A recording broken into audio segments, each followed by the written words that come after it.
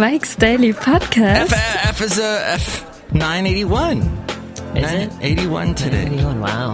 I haven't been keeping up, unfortunately. We're less than 20 away from 1,000.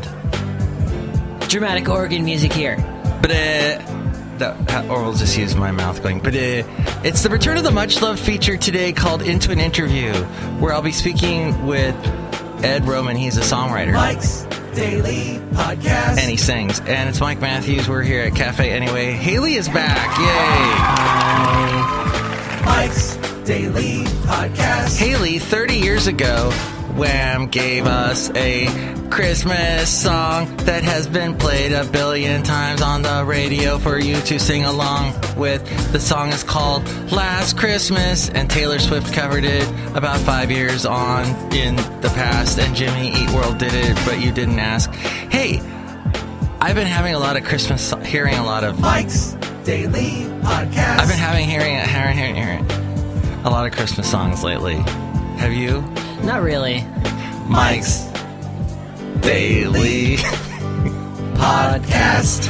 Christmas time. Yeah. You haven't heard a lot of... I don't really listen to the radio that much anymore. Oh. I'm just not near a radio because I don't drive, so I don't have the radio in the car unless I'm driving around with someone. Right. So I have heard it, when I'm in a car with someone, but in general... You've heard the Taylor Swift version of Last Christmas? I've heard the Taylor Swift version of Last Christmas. Last Christmas, I gave you my heart, but the very next day, you gave it away. And George Michael's version has a synthesizer, the bam, bam, bam, bam, bam, bam, bam kind of thing. Last Christmas, I gave you my heart, but the very next day, you gave it away. I don't know why I never made that connection that was a Wham song. Oh. It sounds so much like Credit Card Baby. Who's Credit Card Baby? One of their songs. One of Wham's songs. What? Yeah. Did you just mention a Wham song that I didn't know? It's it was off of their most famous album. Oh, really? That one that had their songs. Wake me up before you go. Or maybe it's just an anthology that I was listening to, but it's everything she wants is everything she needs. That's the one. I bet it. It's everything she needs. And you called it the Credit Card song? It's Credit Card Baby. That's what it's called. Credit Card Baby? Credit Card Baby. No, it's all about how this girl keeps spending his money. It's called Everything She Wants. I don't know what the hell you want from me. I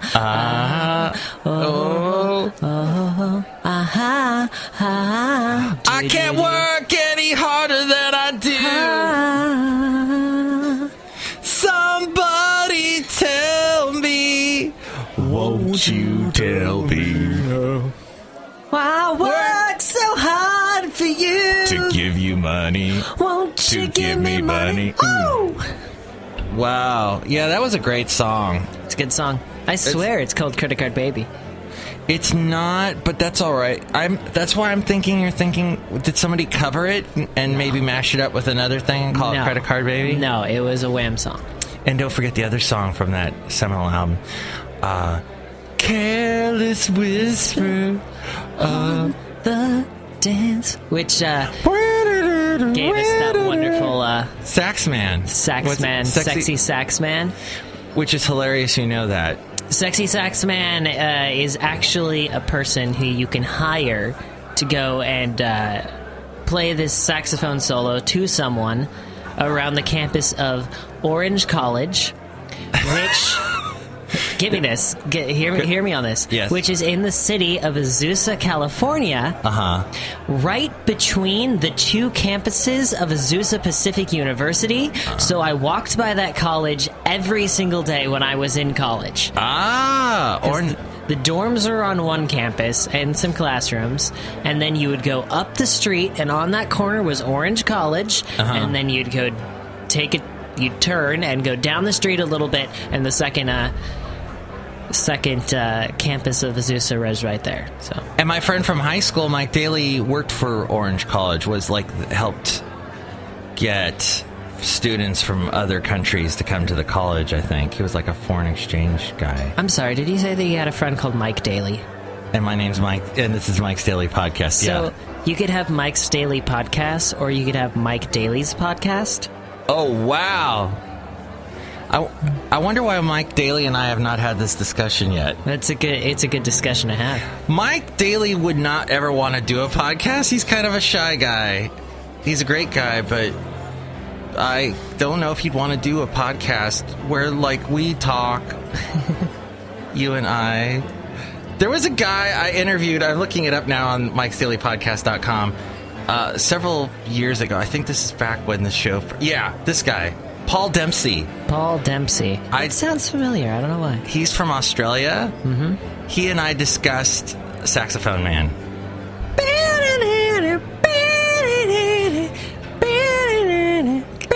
Because he was talking about how that's such a catchy saxophone riff. It is. That's why it got so big. I'm so glad we started off this show talking about Wham. Yeah, I love Wham. I don't want your freedom, I just want to hang around. Oh, yeah. I don't want your body, baby, but your love just brings me down. And you gotta have faith. George Michael solo. Have faith. Yeah, it's true.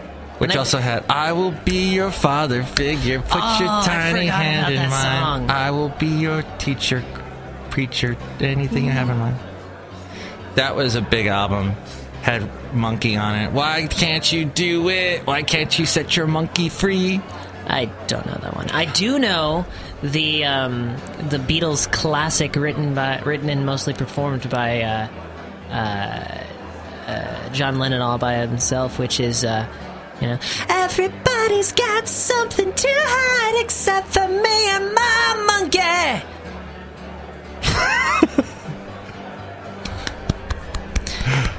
John Lennon recorded that all by himself? Almost. I mean, the rest of the band was there. It was on the White Album. Huh. Yep. I need to listen to the White Album again. Oh, there's some gems on that. Who was your favorite Beatle? George Harrison. Really? Mm-hmm. So that guy I interviewed, Frankie Denal. Yeah. He's the one I told him he sounded like George Harrison. He's like, yeah, you're like the first person to say that. I like John Lennon more. But did you like George Harrison because of his deeply spiritual, mystical side? A little bit. I liked his guitar work. I liked I liked his guitar work. I liked his sitar work. Oh, yeah. I liked his snarky songwriting. Yeah, in It's Only a Northern Song. How did that one go? It only got released on the Yellow Submarine movie and the album that had the music from the Yellow Submarine movie. Oh, really? And that's a cartoon. It's an extremely noisy experimental tune. Oh. And it was George Harrison's reaction to the fact that he was getting paid less per song. No way! Compared to the Lennon-McCartney pair. And so all of the songs are like, it doesn't really matter what happens in this song or what I do or what I wear or who I'm with, because it's only a Northern song, because that was their record company. That's interesting. That was their publishers. Do you know one interesting thing about U2, and this is the only interesting thing, is that all their songs are written by U2. Yeah. Because even though Bono and The Edge wrote most of the stuff, they wanted the guys to all have. And there was an interview I heard with Bono, and he's like, yeah, and Adam Clayton and Larry Mulligan, they don't do too much writing, but that's okay.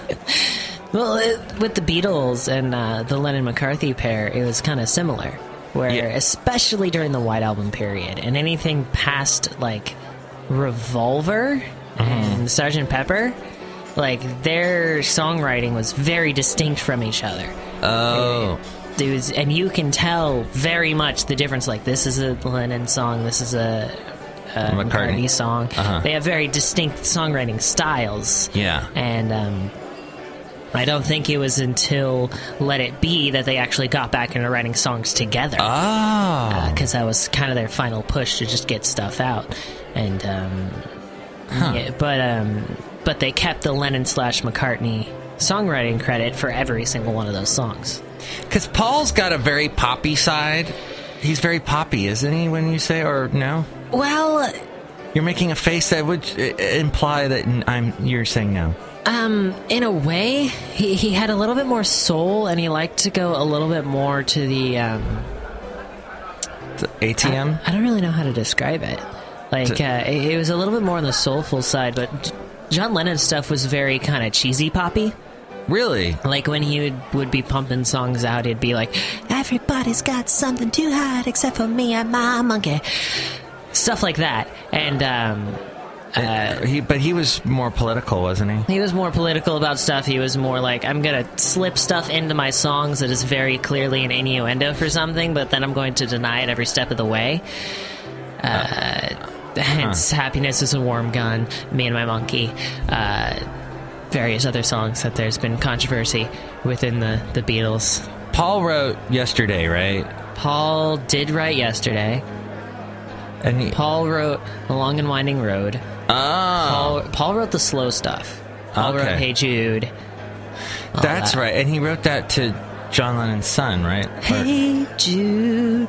That was the song that was number 1 on the charts when I was born. Ooh. Congrats. But it was never on an album, right? I mean, it wasn't released on an album. It was released as a single, and then you had to get it later on like a collection or something. It was number 1.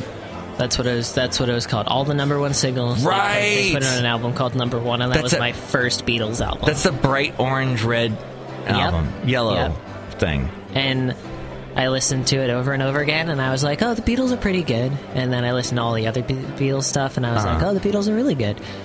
And then... Interesting. Yeah. Yes, I'm so interested in the Rolling Stones. Oh, wait, no, it's a different band. No. Please permit me to introduce myself. I'm a man of something mean. Cansaro? No, I was trying to do the song that Rolling Stones do. Woo, woo, woo, woo. Sympathy for the Devil. Yeah. So, here, we didn't find out, because you were gone for a couple days. What happened? I was sick. Oh. I was sick, I was all sneezy, and then I got better from the sneezy, and then I had a huge headache. Ugh. Like it faded, like I got done with one sick part, and then I went into the headache, and then I threw up and felt a lot better. The throwing up helped you with the headache? God, this is gonna sound so weird, but I adore throwing up. Because it means that, like, whatever happened before I was throwing up is over. And it feels so good. You're on to a new stage. Because there's so much pressure in my head, usually, before I throw up. And then I throw up, and it gets released. And I'll be honest, I spent Do your brains come out of your mouth? What happens? Kind of. Like, I spent my childhood throwing up. I had chronic migraines growing up. Oh, so my gosh. It's not like it's this foreign, like... horrible thing that I can't stand. Have you I've seen done a it so many doctor? times, I'm used to it. Yes, I've seen a doctor. I've seen so many doctors. I had like a dedicated neurologist working with me. Whoa. I went to see him speak one time when they were opening a new building at our hospital, and I threw up in the hallway. You've got to be kidding me. How are you alive right now? How are you talking into this microphone? I survived. Apparently, can I tell you because I was allergic to gluten, wheat. And there we go. Yep. Damn gluten. I hate throwing up. As does my mom. I'm sure. We're just not throw-uppers. No, I know I'm very unusual about that, but I seriously do not mind it. Okay. Well, we hope you weren't eating breakfast or lunch or dinner while you were listening to this podcast today. You probably are. I don't care. If you are, whatever. But thank you so much for listening. What else did...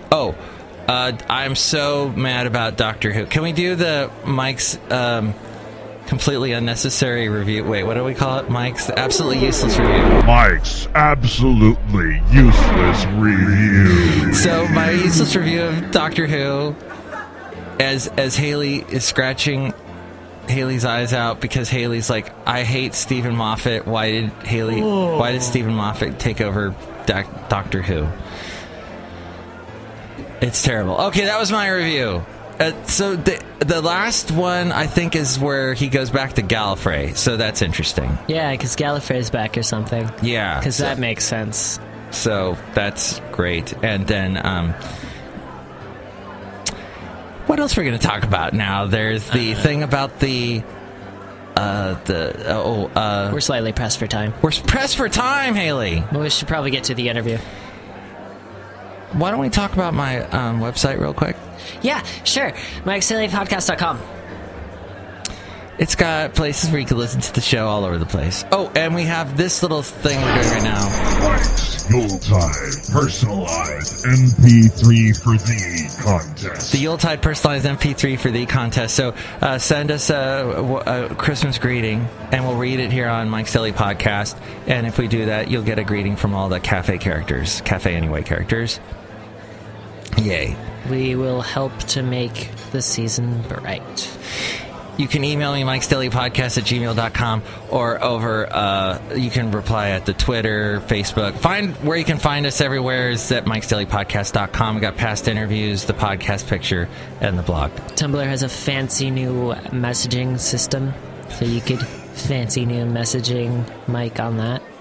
Because he doesn't have it, and it works like a virus. Do I have to set that up? No, you have to be messaged by someone that has Messenger in order to get Messenger. Have you messaged me yet? I have not messaged you, so I should do that. Or if someone else out there wants to infect Mike, mikeblogs.tumblr.com. All right, so we're going to do the Ed Roman interview, the first part of a two-parter, and hear some of his music. Cool. And when we come back, we have a quick visit from Benita, the Disgruntled Fiddle Player, and the Brewmaster. Okay.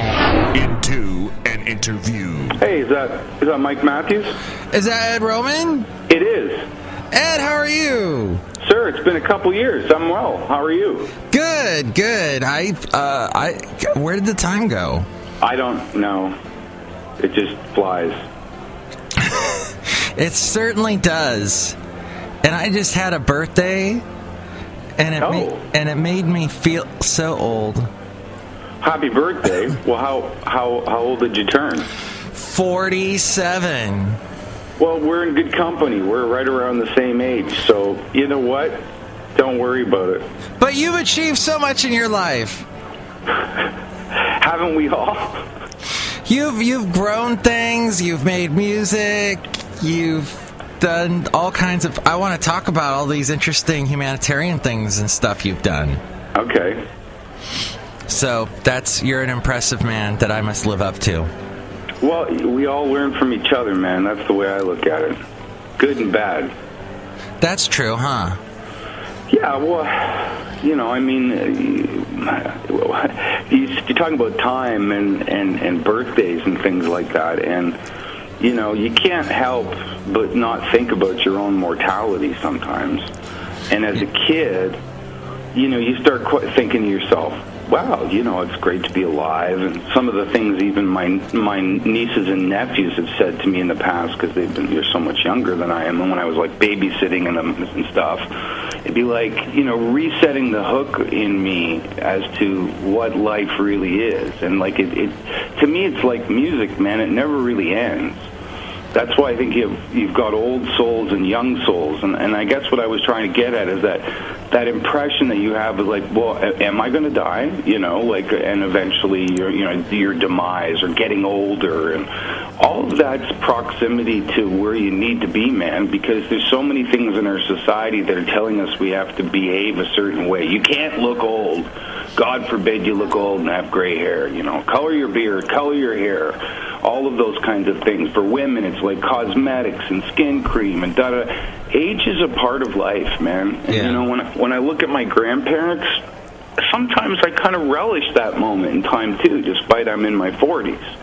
But, like I said, I don't think it ever ends. I think you just keep going on and on. That's right, because there's no finish line. No. To quote a Nike ad. The finish line is made by us, and what we define ourselves as in this moment and what we did with our lives. Because I think, that also, as cornily as it is, or cosmic as it is, it has great bearing on the afterlife, or the things that are to come, or the impressions that you leave for even the next people that witness what was there. You know, whether it's something that's artistic or a gesture or, you know, something in some way that's helped people. I think that's a part of it too, right? Yeah, and you helped a lot of people lately with your two songs, Jamaica and Lay One Down. And I'm segueing. Well, it's good. I mean, segues are right, and they're important. But no, yeah, I mean, we're always trying to give back in some way. That's what I think music is in general. You know, despite that we try to commodify it and make a living from it, it's also something that is a necessity in an artisan's life. The reason that we do what we do is because we want to give back somehow. And that just goes hand in hand with lifestyle. So Jamaica and the song Jamaica and doing the things that my wife and I have been doing there for a number of years now is just helping people in rural communities that need food, water, clothing, articles for kids for school, whether it be books or writing material or anything that they have a hard time getting a hold of, or at the same time that it's an expense to them that is really, you know, hard for them to sort of make happen. So we send shipping barrels, you know, 3 or 4 at a time, or usually 6 to 8 a year, to different people, and they open them up and they use stuff. So that's it. We don't want anything back. We just collect over the course of the year, and once we have enough stuff, I mean, man, you go to a dollar store and there's like 5 bars of soap for $1. So it's like you can do that and not, you know, break your bank. And by shipping it in a barrel, and there's multiple places, Leparcan is one of the places we use here in Canada, it's so much cheaper because it's only $55 a barrel.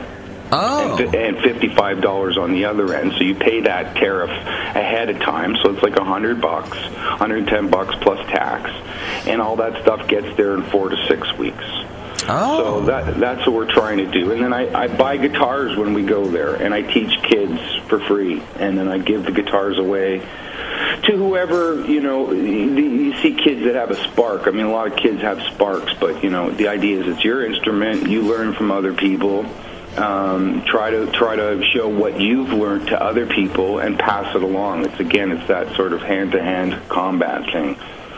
And then the Lay One Down thing with the Veterans Association has been really great. Jill Palvel from Heart Songs for Veterans, they approached me. She's out of New Jersey, and I was down there in the past year doing some playing. So it's an honor. Like, I've been doing a lot of writing and working on this new record for the release of 2016. So this song and the subject matter fit really well with everything that's kind of going on.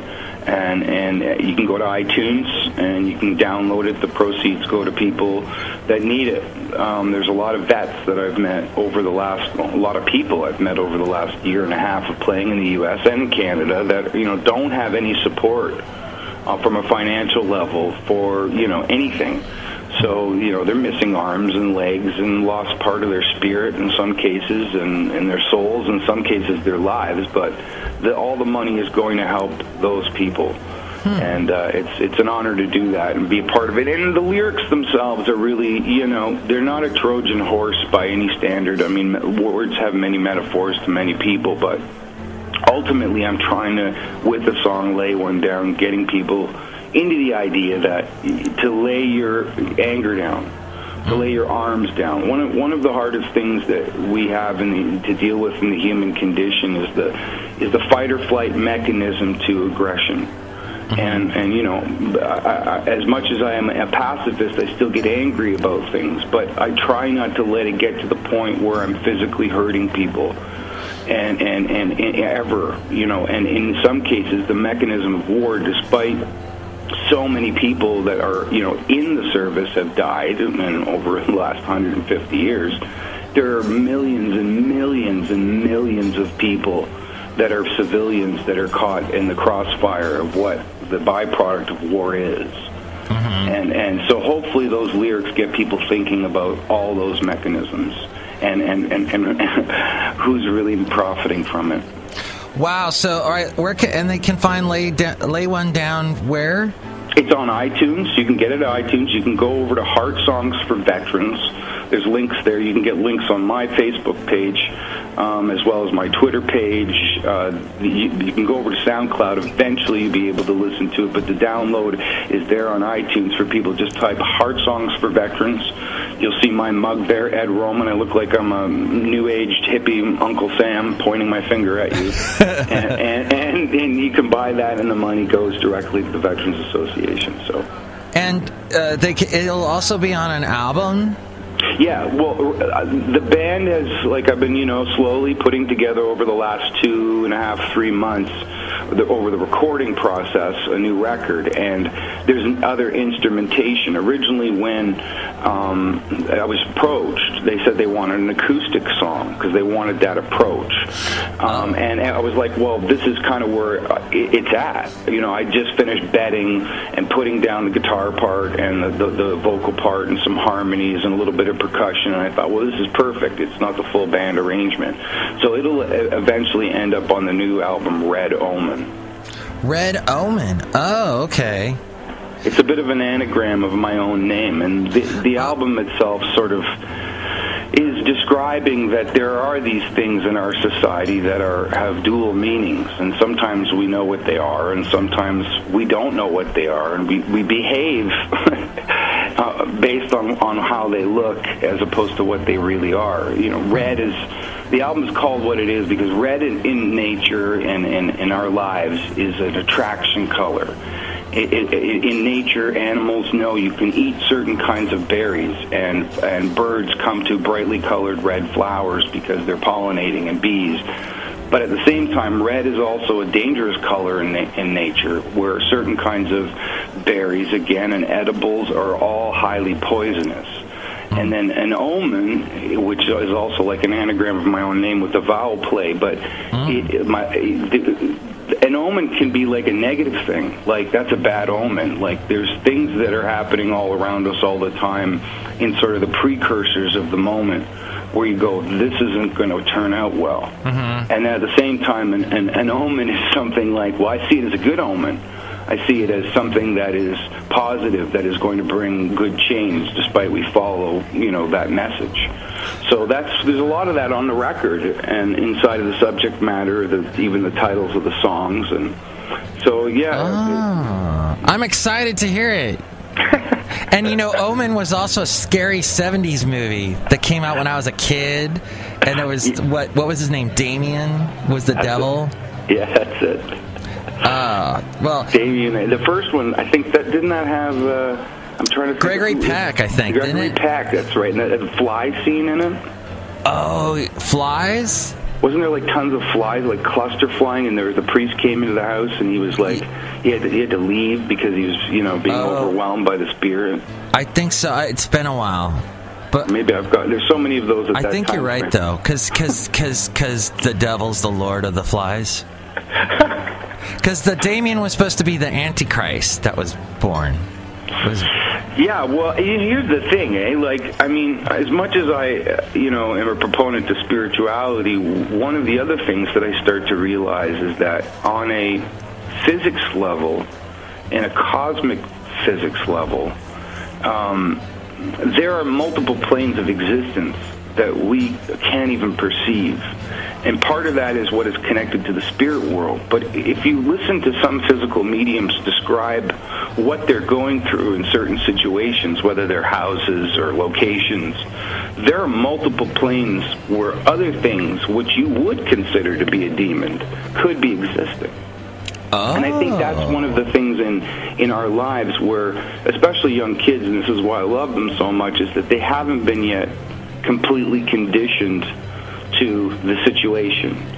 So they're more susceptible to the subtle energy systems that are still here, but we don't see them as often. And I think people, as they change or go through things, don't even realize that they're maybe even being coerced by what those planes and those beings are doing. And in some cases, people themselves manifest those negative energies in those planes. They're called PK manifestations. So psychokinetic manifestations, through their own negative actions, they create an entity that then will start to attack them. Or how about like an angel? Maybe and it'll that's help the them. other aspect of it, the positive aspect. You have, like, I always feel like I have my grandparents and my dad and, you know, other people that have passed kind of with me. And when I recognize that, that's when I really feel connected. Not like you know, floating around the kitchen and talking to spirits, but just knowing that there is that there in that positive level, and it's like a sense of almost spiritual encouragement. Well, let's see now. Let's play Lay One Down. Ed Roman on Mike's Daily Podcast.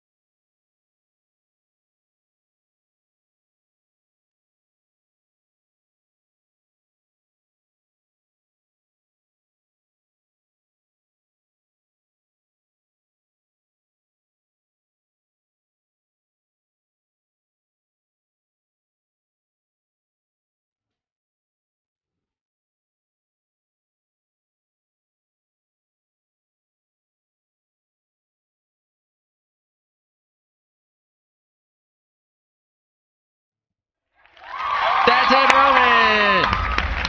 As we go outside a cafe anyway, we bring you Mike's Daily Podcast somewhere in Podcastro Valley Mont. And here's today's podcast picture. The last place on earth. The picture is of Ed Roman. There you go. Nice. Oh, look who just walked over across from where she was standing out here outside of Cafe Anyway. Hi, Mike. It's Benita the Rodeo Queen. How y'all doing? It's a Disgruntled Fiddle Player, tell you what. You know what? I think that the Beatles were a great band, and they needed a jug player. I would have been the jug player if they needed a jug player. Now, Wham was suck, though. I did not like Wham. And look who else is out here. Hello there, Mike. I make the root beer. I'm the brewmaster. Oh, boy, Haley stole the jug from my root beer to play the jug, which Haley stopped playing now. I got a scratch on the back of my neck. I'm holding this weird clipboard thing in case I need to defend myself. Yeah, because the Brewmaster gets really violent. Mm-hmm. No, I don't. I've changed my ways. It's true. He did go to jail. Maybe that mellowed him out. Yeah, when I went to jail, I learned my lesson. I'll cut you. Oh, wow. No. It's shank. I'll shank you. There we go. Thank you very much. Next show, the finale of my internet interview with Ed Roman. Plus, we'll hear from Madame Rootabega, Valentino, and Bison Bentley. And I hope to be here. Yay! Just please don't puke on Cafe Anyway is all we were asking. Okay. Mike's Daily Podcast is written and produced and performed by Mike Matthews. His podcast is super easy to find. Download or listen to his show and read his blog at mikesdailypodcast.com. Email Mike now at mikesdailypodcast@gmail.com. See you tomorrow. Bye!